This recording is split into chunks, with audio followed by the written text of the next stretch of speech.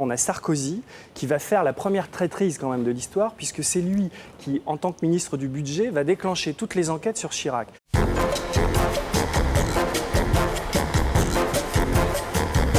Je disais, Denis, qu'on a été, je crois, les premiers à te recevoir quand tu avais fait ton livre Révélation.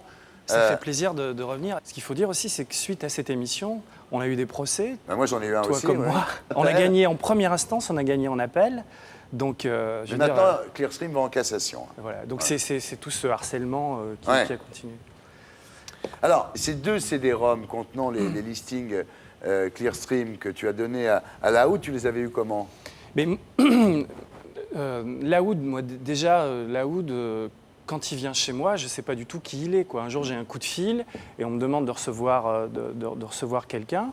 Et puis, en fait, il est là complètement pour me piller, quoi. Donc, je vais me faire avoir par ce type, quoi. Mais CD-ROM, je l'avais dit à personne de comment je les avais eus. Ouais. Je suis un peu, aujourd'hui, un peu désolé et forcé de parler et de dire ce qui arrive, quoi. Parce que comme moi, ma source, une source importante de cette histoire, c'est un informaticien qui a fait l'audit de Clearstream qui me les a donnés. Un informaticien très doué, contrairement à Laoud, qui est tout sauf un informaticien doué. C'est Florian Bourges. C'est Florian, voilà.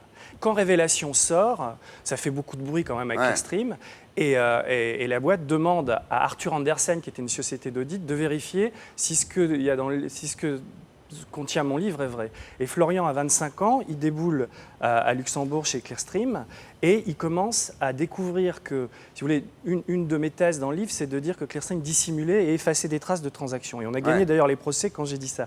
Et Florian, dans le système, il va faire des trouvailles extraordinaires, il trouve qu'il y a plein d'anomalies. Et il fait des mémos à sa hiérarchie d'Arthur Andersen. Et qu'est-ce que fait Arthur Andersen? Elle déchire les mémos.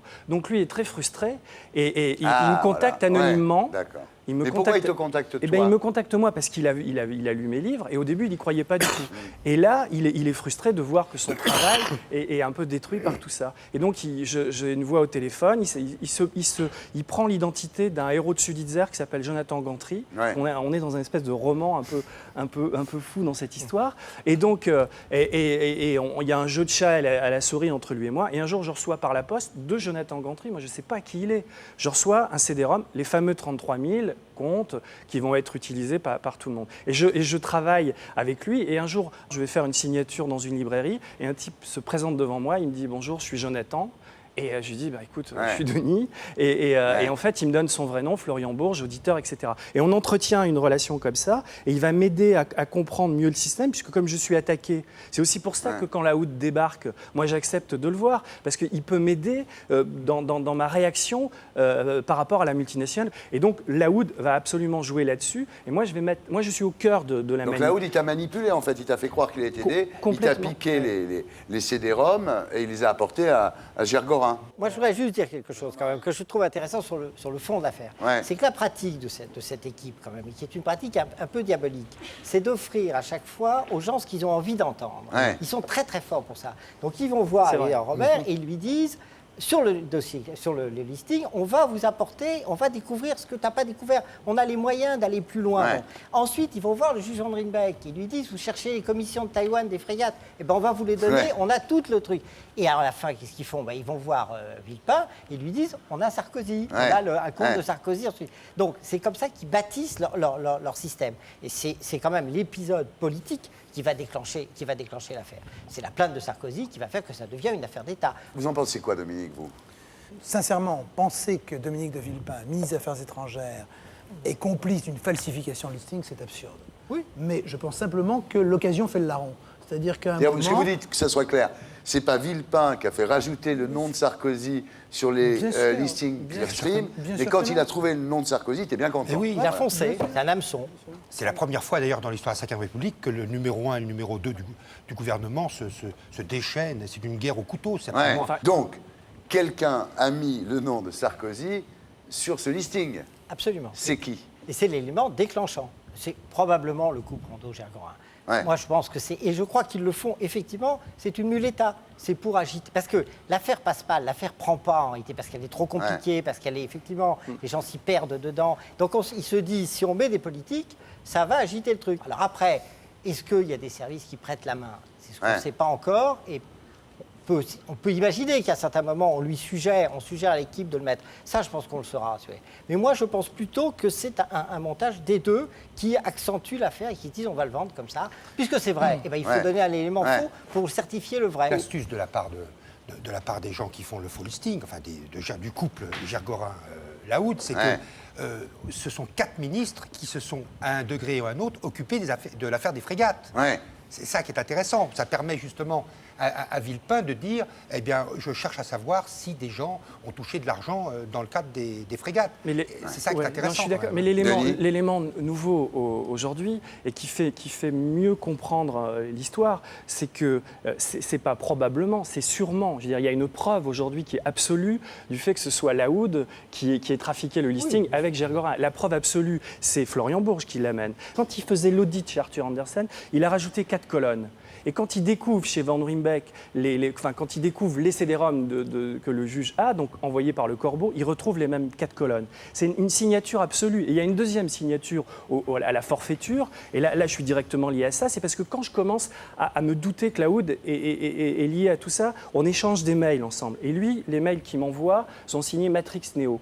Et dans les 2 CD-ROM que Van Ruymbeck a dans son bureau, c'est la même signature, c'est Matrix Neo. Ouais. Et ça, c'est des choses que je découvrais après. C'est vrai que Laoud est peut-être le manipulateur, mais Laoud ne peut pas inventer les noms. Ça, je suis d'accord. Dans les noms du listing, vous avez tous les ennemis de Gergorin, tous les ennemis industriels, tous les hommes qui ne l'aimaient pas, tous les hommes des services secrets et finalement les hommes politiques. Donc il y a forcément une association des deux. On ne sait pas exactement dans quelle forme, mais il est certain qu'il fallait que les deux s'y mettent. Et même Laetitia Casta, qu'est-ce qu'elle vient faire? Vous êtes dedans. Vous êtes dans les deux. Il est dedans. Oui, je me compte. Pas dans celui qui a été envoyé. Je pense que dans les annexes de mon bouquin, vous regardez les noms. Il y a Kijman, il y a vous, il y a Dominique Baudis, il y a tout ça. Il y en a plusieurs en plus. Mais je vous assure, vous pouvez faire comme tout le monde, vous constituez partie civile, vous aurez accès au dossier, vous sortirez les PV dans la presse, tout va bien. Alors, maintenant, qu'est-ce qu'on cherche dans cette affaire aujourd'hui, Jean-Marie ? Il y a 2 affaires. Il y a l'affaire judiciaire. Alors on va voir à quoi elle va aboutir. Ça va dépendre un peu des déclarations. On a l'impression quand même qu'on s'embourbe un peu parce qu'on n'est pas dans des délits très graves. On est dans un corbeau, de la diffamation, un peu de faux. C'est Sarkozy qui en a fait une affaire très grave. Voilà, en l'apportant sur la place publique. Parce qu'il faut dire que quand même, on lui avait monté contre lui un chantier assez solide. L'autre, vraiment, moi je pense, le versant important, essentiel, c'est l'affaire d'État. C'est-à-dire que là, on voit quand même, entre des hommes politiques, des pratiques d'un homme politique qui sont véritablement condamnables. Si on peut parler de morale ou d'éthique politique, quand même, se servir des moyens de l'État pour détruire un adversaire à partir d'un vrai faux, c'est ça, quand même, là, on est dans une faux. Et on peut aller à une crise de régime. On peut aller à une crise de régime. Mais je pense qu'on y va, parce qu'on ne peut pas comprendre non plus cette affaire qu'on vit aujourd'hui en 2006 si on ne remonte pas à 1994. En 1994, on a quoi? On a Sarkozy qui va faire la première traîtrise quand même de l'histoire, puisque c'est lui qui, en tant que ministre du budget, va déclencher toutes les enquêtes sur Chirac. Et si Chirac va en baver pendant toutes ces années avec les frais de bouche, les avions, les emplois fictifs, Juppé dégagé, il le doit à Sarkozy. Et là, c'est la vengeance aujourd'hui, 12 ans après. 12 ans après, ces types, oui, mais eux pensent que c'est une vraie affaire. C'est-à-dire que je pense que Chirac, comme Villepin, quand on vient leur amener ça, ils se disent, bon, bah, ça y est, on va se le faire maintenant, le petit Nicolas. Voilà. Et voilà. Mais justement, il y a un moment, et c'est là où il y a vraiment un scandale d'État, c'est qu'il y a un moment où ils savent que c'est faux, ils sont persuadés que c'est faux, et ils continuent quand même à mentir, sachant que c'est un faux. Et là, c'est très grave. À ce niveau-là de l'État, c'est quand même... Et il y a un deuxième problème très, très grave, enfin, qui me semble lié à la démocratie, à l'État de ce pays, qui est celui des officines. C'est-à-dire qu'il y a d'une part la privatisation un peu des services secrets, de comment on paye des agents pour qu'ils fassent des enquêtes parallèles. Et il y a un truc que j'ai vécu qui est complètement hallucinant, que je raconte dans le livre, c'est pour me convaincre que la pénétration du système était vraie, Laoud m'a fait rentrer au cœur du système EADS. Donc un jour, il me fait passer les vigiles, et là, je m'assois dans un bureau, et on découvre que EADS, quand même, grosse entreprise, avait un budget énorme pour payer des hackers, et que ces hackers ont pénétré des systèmes.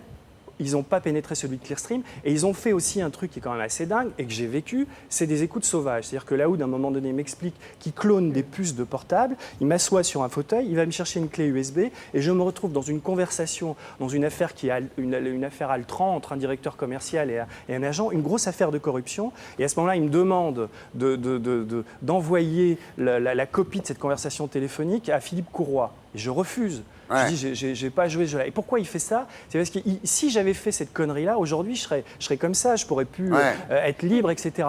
Mais c'est quand même assez dingue de voir que dans ce pays, on peut faire ça. Quoi. Ouais. Il y avait des systèmes plus simples. Ce qu'a fait Rondeau, par exemple. Rondeau découvre dans la liste qu'il y a un homme qui s'appelle Jean-Jacques Martini, qui est un patron de la DST, qui est là depuis 20 ans. Donc il se dit, ça l'étonne évidemment quand même. Qu'est-ce qu'il va faire? Il va faire un truc tout bête que ne font pas les polytechniciens. Il se dit, tiens, il a un compte au Crédit Lyonnais, j'en ai un moi aussi. Donc je vais faire un transfert. Donc il va à un virement, il va à sa banque, il demande à faire un transfert sur un guichet automatique. On lui dit, il n'y a pas de compte, Martini. Et donc c'est un truc tout bête, il ne faut pas des coups de téléphone. Et c'est à partir de là, des vérifications comme ça, qu'on va démonter l'appareil. La conséquence aussi, c'est qu'il y a des hommes très honnêtes dans cette affaire qui ont été entraînés quand même, et qu'on a quand même descendu, quoi. Que ce soit effectivement Rondeau, que ce soit le juge Andrine Beck, que ce soit même toi, qu'ils ont essayé. Donc mais moi, ils ont fait, visiblement, ça a failli, quand même, on prend des gens honorables qui travaillent et on les met dans des situations, on les entraîne dans des bourbiers. Quoi. Ça fait quand même 2 ans qu'ils nous pourrissent la vie, quoi. Ouais. Et qu'ils ont pourri ma vie à moi, parce que je veux dire, moi j'étais au cœur de tout ce bordel, quoi. Et j'ai eu mes téléphones écoutés, j'étais suivi par la DST, j'étais suivi par les officines. Ouais. Dominique, vous allez vous porter partie civile? Je vérifie que j'ai bien un compte. Il vous le dit, il les connaît tous. Vous savez où? Non, vous savez pas où? Non. Non, ce qui est possible aussi, c'est que je dis pas ça pour vous, mais que dans la liste des faux, il y en a, parce qu'il y en a peut-être des vrais, parce que Gergorin, le truc, c'était qu'il est AEADS, il est quand même au cœur d'un truc où sur les rétrocommissions dans les ventes d'armes, il est au courant de plein de choses. Et donc, ils ont distillé Ce que je vois, moi, pour conclure, c'est que tout ça, ça part toujours des frégates de Taïwan. Il y a l'affaire Elf, c'est parti des frégates de Taïwan. Là, ça revient encore sur les frégates de Taïwan. Oui, parce que les frégates de Taïwan, en réalité, pourquoi Van Ruymbeck s'est agité comme ça avec Gergorin? C'est parce qu'il s'est heurté au secret défense. Oui, bien sûr. Il n'arrivait pas à Qui a été demandé par Maire et par Fabius. Oui, à plusieurs. Et à chaque fois, on a dit non. Mais en réalité, vous savez, l'histoire des frégates de Taïwan, il y a 20 personnes qui ont touché. On le sait, ça. Enfin, on le sait. Des gens le savent. Ce sont des Chinois. Donc, pour retrouver derrière qui sont les Français qui éventuellement ont touché, c'est extrêmement compliqué. C'est extrêmement compliqué. Non, il n'y a pas que des Chinois qui ont touché. Officiellement, oui. Je te signale que Roland Dumas, qui était ministre des Affaires étrangères au moment de l'affaire des frégates de Taïwan, a affirmé à plusieurs reprises dans le Figaro et dans la presse qu'il connaissait l'identité des personnes qui s'étaient partagées les 3 milliards de francs. Or, jusqu'à présent, on n'a pas trouvé. Et pour être sûr de ne rien rater de Inarditube, abonnez-vous et mettez un pouce bleu.